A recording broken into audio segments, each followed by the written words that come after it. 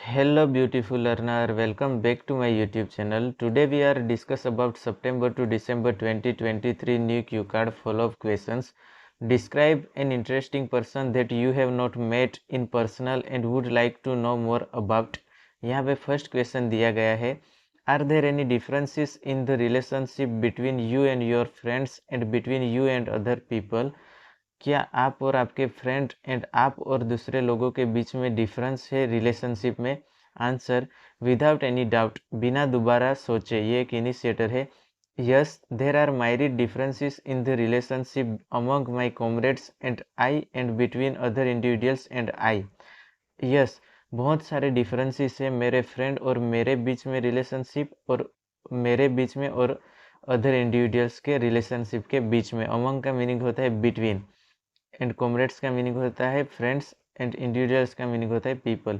With my peers I am more open and vulnerable. मेरे friends के साथ कैसा होता है, मैं बहुत ओपनली उनके साथ बातचीत कर सकता हूँ और मैं सुरक्षित भी फील करता हूँ.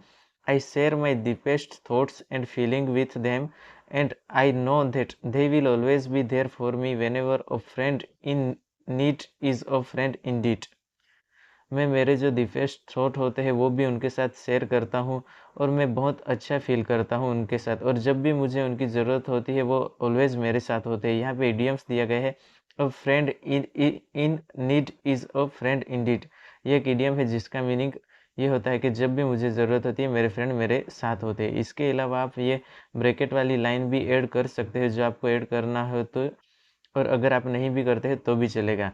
Apart from this I feel fresh as a daisy whenever I kill my quality time with them.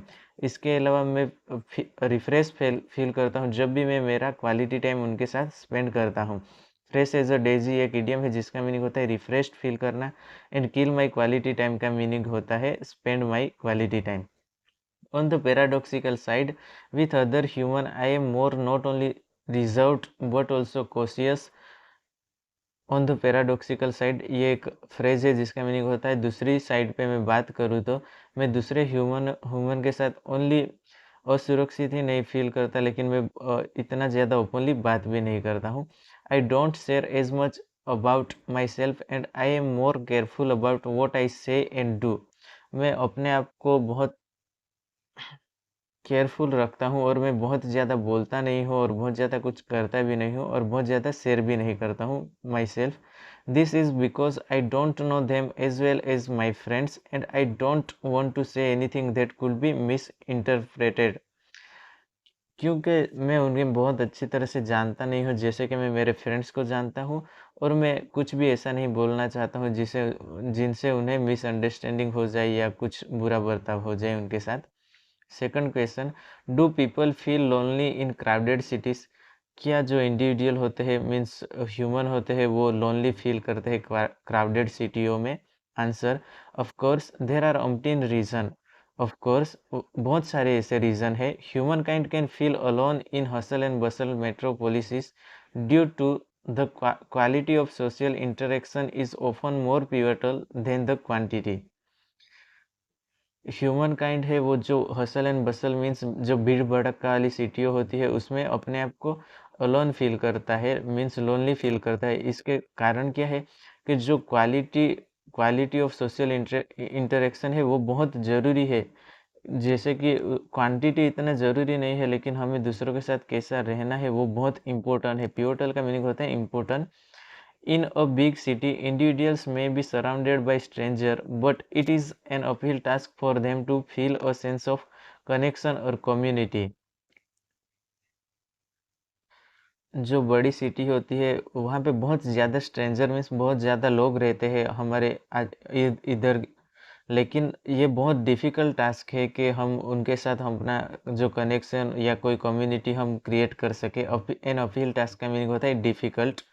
Additionally the fast paced and competitive lifestyle of a big metropolis can make it arduous to form meaningful relationship. Additionally means इसमें add करूँ तो जो fast pace and competitive lifestyle है इस modern ज़माने में जो metropolis में बहुत ज़्यादा देखने को मिलती है, जो बहुत मुश्किल है किसी के साथ भी अच्छा रिलेशनशिप क्रिएट करना. आर्डस का मीनिंग होता है difficult. As a result, people may feel lost in crowd even when they are surrounded by denizens. As a result people क्या फील करते हैं कि अपने आप को बहुत अकेला फील करते हैं इतने ज़्यादा लोग होने के बाद भी। लोस्ट इन क्राउड ये एक इडियम है एंड डेनिजन का मीनिंग होता है नेटिव्स, और हम पीपल के लिए भी ये वर्ड्स यूज़ कर सकते हैं। Third one, where and how can people get to know new people. Individual है वो न्यू पीपल को कहाँ और कैसे मिलते हैं। Answer: As far as I know, individuals can know new humankind in myriad distinct places and in ample different ways. जितना कि मुझे पता है, as far as I know ये एक idiom है जिसका मीनिंग जितना कि मुझे पता है, जो इंडिविजुअल्स होते हैं वो ह्यूमन काइंड को बहुत सारे प्लेसेस और बहुत सारे तरीके से जान सकते हैं। ह्यूमन काइंड का मीनिंग होता है इंडिविजुअल, मैरिड का मीनिंग होता है मैनी, डिस्क्रीट का मीनिंग होता है डिफरेंट एंड एम्पल का मीनिंग भी मैनी होता है। Some common places to meet new human include work or school where individuals do work together or study together. जैसे कि स्कूल हो गया और वर्क प्लेस हो गया जहाँ पे ह्यूमन होता है वो साथ में पढ़ाई कर सकता है या फिर वर्क भी कर सकते हैं। Moreover volunteer activities, volunteering is a great way to meet people who are passionate about the same causes as you. इसके अलावा क्या है, जो वॉलेंटियर एक्टिविटी है वहाँ पे भी हम एक दूसरे से मिल सकते हैं जो हमारे जैसे ही इंटरेस्ट रखते हो। Social events such as wedding, anniversaries and birthday parties are a great way to meet mankind who share your interest. इसके अलावा जो सोशल इवेंट्स है जैसे कि वेडिंग हो गया, एनिवर्सरीज हो गई या बर्थडे पार्टी, वहाँ पे भी हम अच्छी तरह से ह्यूमन काइंड को मिल सकते हैं और हमारे जो इंटरेस्ट है वो भी शेयर कर सकते हैं। Apart from this, individuals can also meet strangers while travelling और विजिटिंग न्यू प्लेसेस।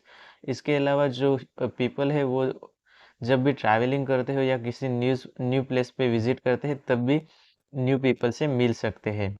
इसके अलावा आप ये वाली लाइन भी ऐड कर सकते हो, अगर आपको ऐड करना हो तो ये वीडियो आप पॉज करके ये वाली लाइन पढ़ सकते हो। Fourth one, can clothing tell and reveal a person's personality. क्या जो क्लोथ होते हैं वो जो पर्सन की पर्सनालिटी है उसे बोल सकते हैं या उसे उघाड़ी कर सकते हैं। मीन्स रिवील का मीनिंग होता है कि दूसरों के सामने प्रदर्शित करना।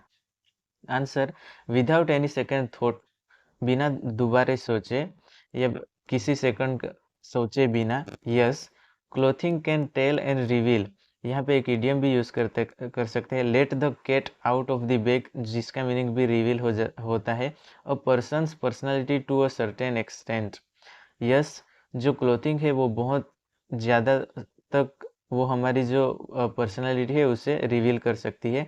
The way we dress is a form of a self expression and it can communicate our values, interest and personality trait to others.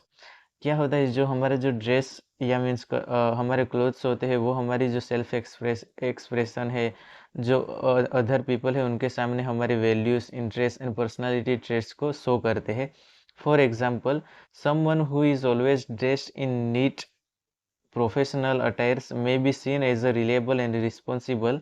जैसे कि फॉर एग्जांपल यहाँ पे दिया गया है, कोई पर्सन ऐसा होता है जो नीट एंड प्रोफेशनल क्लोथ्स पहनता है तो हमें उसे एक ऐसा लगता है वो पर्सन एक रिस्पॉन्सिबल पर्सन है, ऐसा फील होता है। While someone who is always dressed in trendy fashionable clothes may be seen as creative and outgoing. और दूसरी तरफ बोले तो जो ऐसे भी पर्सन होते हैं जो ट्रेंडी क्लोथ्स पहनते हैं और लाइक फैशनेबल क्लोथ्स पहनते हैं तो हमें ऐसा लगता है कि वो पर्सन कैसा एक क्रिएटिव पर्सन है, ऐसा लगता है। While clothing can tell us a lot about a person's personality, it is vital to recognize that it is just one piece of puzzle. हालांकि जो क्लोथ्स है वो हमारी पर्सनालिटी को भी शो ऑफ करते हैं, लेकिन ये वाइटल का मीनिंग होता है इम्पोर्टेंट और रिमेनाइज का मीनिंग होता है रिमेंबर। लेकिन हमें ये याद रखना चाहिए कि वो ओनली एक पजल है। वी शुड नेवर जज someone Soli on their appearance as you can't जज a book by its cover. हम सिर्फ क्लोथ से ही किसी का अपीयरेंस जज नहीं कर सकते, जैसे कि किसी भी बुक को हम उसके कवर से ही नहीं जज कर सकते। ये एक इडियम है जिसका मीनिंग होता है कि किसी भी चीज़ को हम सिर्फ उसके कवर या उसके देखाव से ही जज नहीं कर सकते हैं। Why do individuals from the same family have different personalities. क्यों ऐसा होता है कि सेम फैमिली के लोग होते हैं फिर भी उनकी पर्सनैलिटी डिफरेंट होती है। Answer: according to my perspective, मेरे मंतव्य के हिसाब से there are ample reasons why individuals from the same family have different personalities. यहाँ पे बहुत सारे रीजन्स ऐसे हैं कि जिससे पता चलता है कि जो इंडिविजुअल्स है वो सेम फैमिली का है फिर भी उनकी पर्सनालिटी डिफरेंट है। One reason is genetic. One reason क्या है? जेनेटिक्स है। Siblings only share about 50% of their DNA, so it is natural for them to have different physical and psychological characteristics.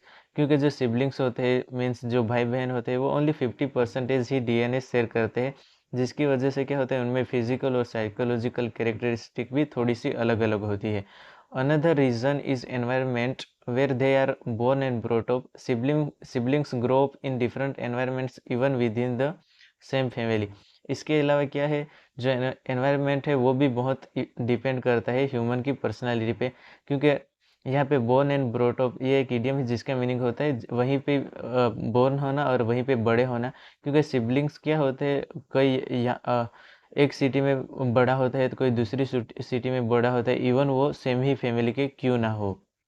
Apart from this, they may have different experiences, interact with different individuals, and be exposed to different influences. This can lead to different personality development. Apart from this, इसके अलावा वो जो different experience होता है, different people के साथ हम मिलते हैं, वो भी हमारी पर्सनैलिटी पे बहुत इफ़ेक्ट करता है। How does society influence a person's personality. जो पर्सनस की पर्सनालिटी है उस पर सोसाइटी कैसे इन्फ्लुएंस करती है। Society shapes a person's personality in a myriad ways from the values and beliefs they learn as children to the social roles they assume as a adult. जो society है वो बहुत सारे तरीके से हमारे जो पर्सन की पर्सनालिटी है उस पर इफ़ेक्ट करता है। जैसे कि जब हम बच्चे होते हैं तब हमारी जो वैल्यूज़ बिलीव्स होते हैं वहाँ से लेके जब हम बड़े हो जाते हैं उस टाइम पे सोशल रोल्स कैसे वो हम फुलफ़िल करते हैं वहाँ तक सोसाइटी बहुत हम पे इन्फ्लुएंस होती है। Like a cut diamond, society hones their rough edges and shapes them into who they are today.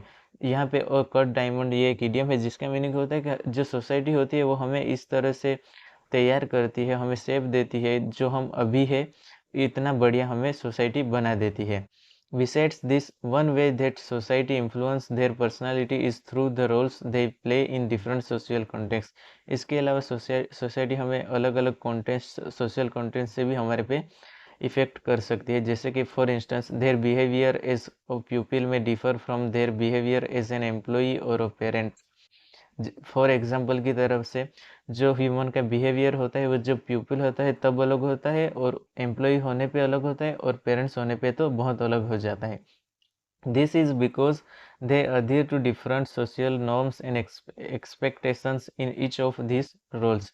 क्योंकि जो हर रोल्स होते हैं जैसे प्यूपिल का हो गया और या वर्कर्स हो या पेरेंट्स हो, तो हर कोई का अलग अलग रोल होता है, नॉर्म्स होते हैं, तो उस तरफ से उसमें बहुत इफ़ेक्ट होती है। इसके अलावा आप ये वाली लाइन भी ऐड कर सकते हो। अगर आपको ऐड करना हो तो आप वीडियो को पॉज करके ये वाली लाइन देख सकते हो। गाइस, अगर आपको मेरे वीडियोस अच्छे लगे तो मेरे चैनल को लाइक एंड सब्सक्राइब जरूर कीजिएगा, and as much as possible share भी कीजिएगा। Thank you for watching and have a nice day.